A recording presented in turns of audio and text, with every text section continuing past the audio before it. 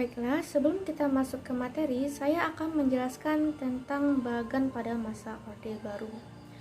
Masa Orde Baru lahir setelah adanya peristiwa Gerakan 30 September PKI.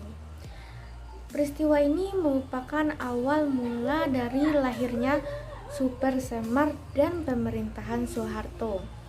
Pada masa pemerintahan Soeharto atau pada masa Orde Baru, partai politik dilakukan penyederhanaan hanya dengan 3 partai saja, yaitu Partai PPP, PDI, dan Golkar. Kemudian pada masa Orde Baru juga dilakukan 6 kali pemilu. Dan pada masa Orde Baru ini, ABRI memiliki peran ganda atau dwifungsi, yaitu yang bertugas untuk menjaga pertahanan dan keamanan negara serta ikut dalam politik.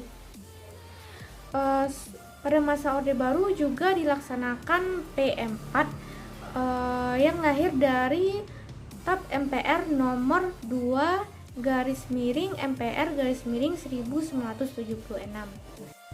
Kemudian pada masa Orde Baru ini, Indonesia ikut aktif dalam politik luar negeri. Hal ini bisa dilihat dari kembalinya Indonesia menjadi anggota PBB dan menjalin hubungan dengan Malaysia. Juga Indonesia memprakarsai berdirinya ASEAN. Baiklah, selanjutnya kita masuk ke materi, yaitu masa transisi tahun 1966.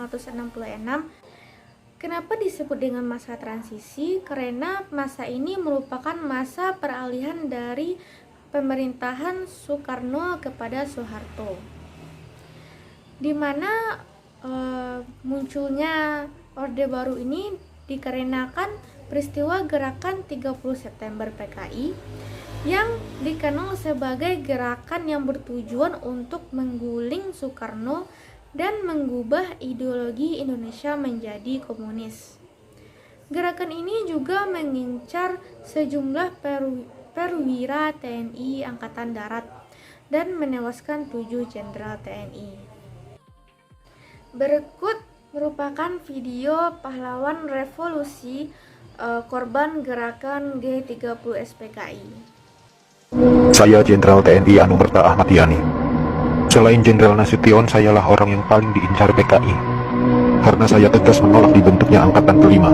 Saat alat penculikan itu saya dibangunkan oleh anak laki-laki saya dan memberitahu saya bahwa di luar rumah sudah ada banyak sekali tentara. Setelah saya bertemu dengan mereka, saya diminta untuk menghadap ke istana. Dan ketika saya berbalik badan untuk mengganti pakaian, alamak, mereka langsung menembaki tubuh saya dari arah belakang.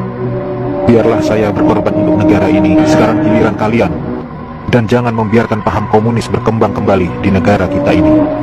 Saya Maijen TNI Anumerta DI Panjaitan. Saya menjadi target operasi G30 SPKI karena keberhasilan saya dalam menggagalkan penyelundupan senjata dari RRC untuk PKI guna mempersenjatai buruh dan tani. Pada malam penculikan itu saya gugur ketika saya sedang memanjatkan doa. Pasukan laknat itu menembaki tubuh saya beberapa kali, dan tubuh saya dibawanya ke lubang buaya untuk dimasukkan ke sumur maut itu. Tapi saya rela berkorban untuk negara dan membela ideologi Pancasila. Salam cinta saya untuk negara tercinta ini, dan untuk anak istriku serta keturunanku, semoga Tuhan selalu memberkati. Saya Kapten Anumerta Pierandris Dendea. Saat operasi Dwi Kora, saya mendapat tugas sebagai intel. Setelah operasi itu selesai, saya dipanggil untuk bertugas sebagai ajudan Jenderal Nasution. Saat terjadi pemberontakan G30 SPKI itu, dan saat pasukan penculik mengepung kamar saya, dan mereka bertanya pada saya, di mana Nasution? Dan saya menjawab, saya ajudan Nasution. Saya tetap dibawa ke lubang buaya karena yang terdengar oleh mereka. Saya menjawab, saya Nasution, maka dari itu saya dibawa. Tapi saya ikhlas karena saya memang rela berkorban untuk negara. Saya Maijen TNI Anumerta Sutoyo Sisoni Harjo. Saya salah satu korban G30 SPKI dalam keadaan hidup saat saya dibawa ke daerah lubang buaya. Di sanalah saya mengalami penyiksaan hebat, dipukul, dipopor, dan setelah mereka menembaki bagian tubuh saya. Setelah itu mereka membuang jasad saya ke lubang sumur itu. Mereka itu memaksakan kehendak mereka dengan memfitnah kami dengan adanya Dewan Jenderal yang akan memberontak kepada pemerintah. Kemudian dari peristiwa gerakan G30 SPKI tersebut, rakyat menuntut kepada pemerintahan Soekarno. Rakyat menuntut untuk menyelesaikan politisi yang terlibat G30 SPKI. Kemudian mahasiswa turun ke jalan bersatu dan masuk dalam Front Pancasila yang mencetuskan Tri Tuntutan Hati Nurani Rakyat yang dikenal dengan Tritura. Tritura ini mengajukan 3 tuntutan, yaitu pembubaran PKI, kemudian pembersihan kabinet dari unsur PKI, dan perbaikan ekonomi. Tetapi tuntutan untuk pembubaran PKI tidak bisa dilaksanakan oleh Presiden Soekarno. Karena Soekarno tidak bisa membubarkan PKI, maka pada saat itu Soeharto yang menjabat sebagai tentara Indonesia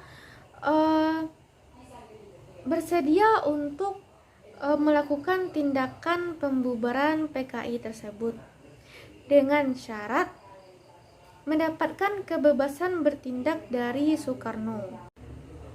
Maka pada saat itu keluarlah surat perintah 11 Maret yang berisi pemberian mandat kepada Letnan Soeharto yang dikenal dengan Super Semar. Dengan lahirnya Super Semar ini merupakan awal dari pemerintahan Soeharto atau Orde Baru. Setelah Soeharto mendapatkan mandat oleh Soekarno dan bebas bertindak, maka Soeharto pamornya makin menaik, sedangkan Soekarno pamornya semakin menurun. Sehingga MPRS membentuk kabinet yang diberi nama Kabinet Ampera. Meskipun Soekarno masih menjabat sebagai presiden, tetapi dalam pelaksanaannya Soehartolah yang menjalani. Maka hal ini memunculkan dualisme kepemimpinan.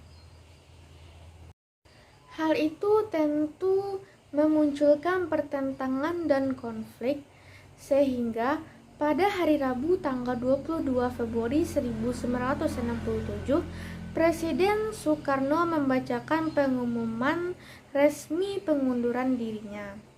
Kemudian pada tanggal 12 Maret 1967, Jenderal Soeharto dilantik menjadi pejabat Presiden Republik Indonesia dan setahun setelahnya resmi dilantik menjadi Presiden Indonesia.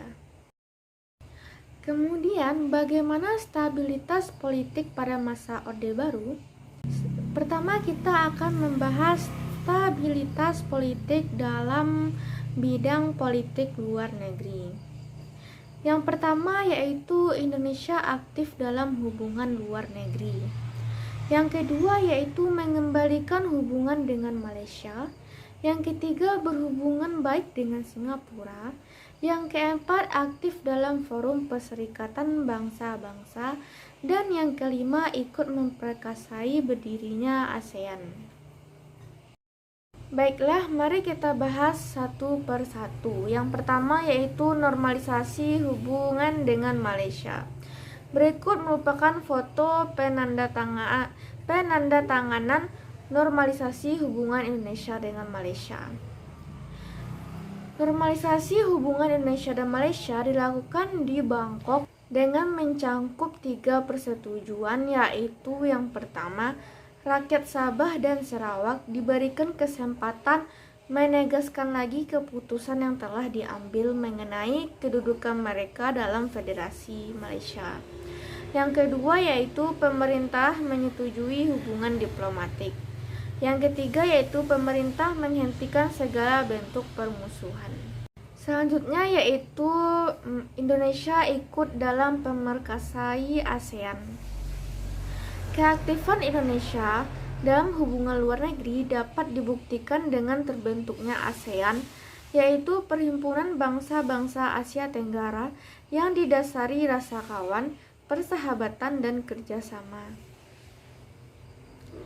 Selanjutnya yaitu Indonesia kembali aktif menjadi anggota PBB. Berikut merupakan foto pengibaran bendera merah putih di gedung PBB.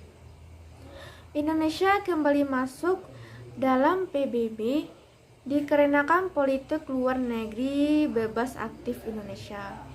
Pada masa Soekarno, Indonesia keluar dari PBB dikarenakan masuknya Malaysia menjadi anggota PBB. Keaktifan Indonesia dalam PBB dapat dilihat dari terpilihnya Menteri Luar Negeri Adam Malik menjadi Ketua Majelis Umum PBB. Kemudian peran ABRI. Pada masa Orde Baru, ABRI berperan ganda atau biasa disebut dengan dwifungsi ABRI, di mana ABRI berfungsi menjaga pertahanan dan keamanan rakyat serta ikut dalam politik. Selanjutnya yaitu partai politik. Pada masa Orde Baru, dilakukanlah penyederhanaan partai politik yang hanya terdiri dalam 3 partai yaitu PPP, PDI Perjuangan, dan Golkar. Golkar merupakan partai yang baru dibentuk dan merupakan alat pengendali pemerintah Soeharto. 2 partai lainnya hanya sebagai pendamping saja. Selanjutnya, perekonomian pada masa Orde Baru. Yang pertama yaitu program rehabilitas ekonomi berlandaskan TAP MPRS nomor 23 tahun 1966 yang isinya mengharuskan diutamakannya masalah perbaikan ekonomi di atas masalah soal nasional. Maka pemerintah mengendalikan hiperinflasi dengan menyusun APBN yang berimbang. Selanjutnya yaitu pemberlakuan undang-undang modal asing dan modal dalam negeri. Kemudian juga bekerjasama dengan negara barat dari lembaga keuangan seperti IMF dan Bank Dunia. Dan tak lupa juga menggalang dana dari dalam negeri dengan bantuan Bank Indonesia dan bank swasta lainnya. Kemudian selanjutnya rencana pembangunan 5 tahun. Berikut merupakan tabel Repelita yang direncanakan dari Repelita 1 sampai dengan Repelita 6. Repelita 1 itu lebih fokus pada pemenuhan produksi pangan dan sandang serta mendorong masuknya modal asing. Pada Repelita 2 itu lebih berfokus pada pengembangan industri yang bersifat quick yielding. Yang ketiga yaitu lebih berfokus untuk mendirikan industri yang mengolah bahan mentah yang tersedia di Indonesia. Repelita keempat berfokus pada pemerataan. Repelita 5 berfokus pada peningkatan pembangunan sektor industri seimbang.